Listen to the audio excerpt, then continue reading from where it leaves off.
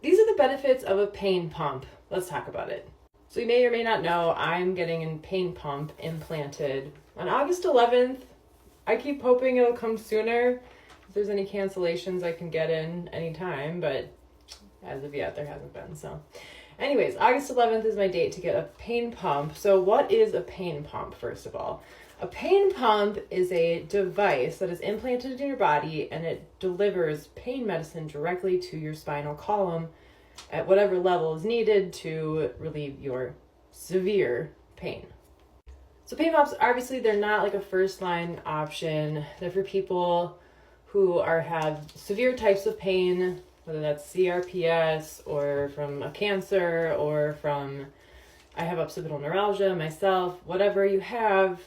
Pain pumps are just for severe types of pain. And for people who have tried a bunch of other things and nothing is helping to eliminate their pain. So I'm going to flash you. I do the bottom real quick.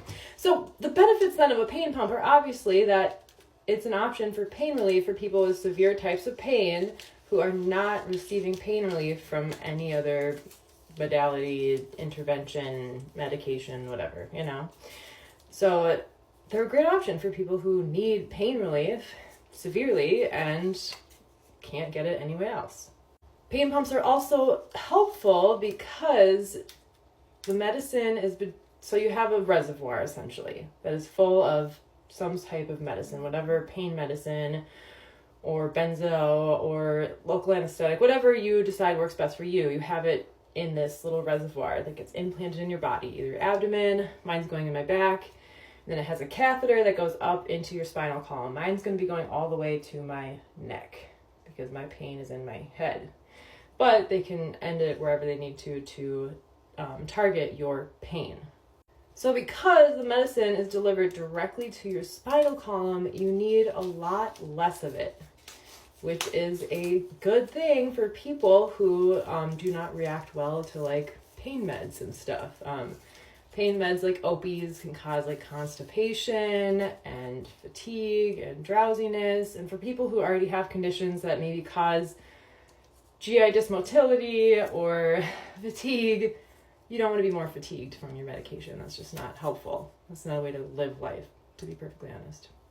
I mean, unless that's how you want to live, then, do you. But I want to be able to poop once in a while, and I don't want to be super fatigued all the time. So because pain pumps deliver so much less medication to your spinal column, you get a lot less systemic side effects, which is a positive. Of course, pain pumps, they're not a perfect option. They do have some negative side effects, of course. So I just had my pain pump trial where they had to put a catheter into my spinal column via my lumbar spine that went all the way to my neck to test to see if it would work before they actually implant in your body. They have to make sure it'll work because it does not always work. It doesn't always work. The person next to me, when they got their pain pump trial, it did not work. So it doesn't always work on everybody. But so they do a trial, and from that trial, because they poked into my spinal column, it created a hole in my dura, and I have delayed wound healing thanks to hypermobile Ehlers-Danlos syndrome. So I got a CSF leak, cerebrospinal fluid leak. So where your cerebrospinal fluid literally leaks from a hole in your dura, in my lumbar spine. So I got like a horrible spinal headache is what they're called, and a lot of other symptoms, and it was very painful. I ended up getting a blood patch to treat it. There are things you can do to treat it. I mean, it's not great. Like CSF leaks are not good. You don't want them. You definitely don't want to be causing them in your body, especially if you don't heal well. However, you have to outweigh the benefits, right? With, any big surgery, any big procedure, there are risks. Of course, risks of infection. You can overdose, of course, from the pain pump. So you have to be carrying, you have to keep Narcan around, of course, to be safe. And then I've heard of other things that can go wrong with pain pumps, like with the placement in it in your spine, getting tangled up, and I don't know, there's various things that can happen. They're not super likely. So, I mean, obviously CSF leak was very likely for me, because of my hypermobile Ehlers-Danlos syndrome.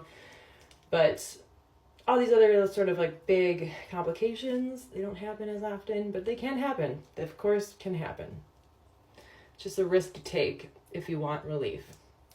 I've obviously tried like everything from physical therapy to injections to radio frequency ablations and medications, and nothing is helping my pain.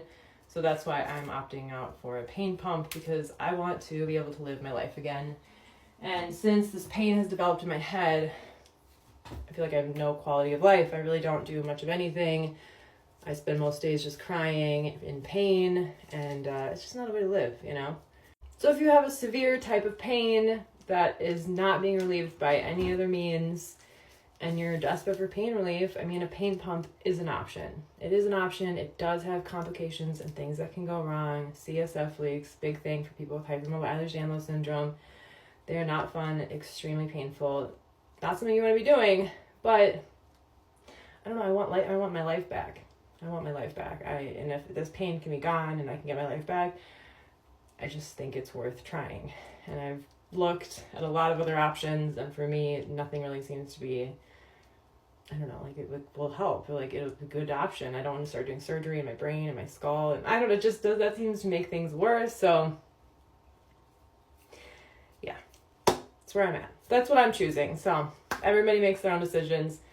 That's the decision that I'm making. So let me know what questions you have. I love you all. Bye.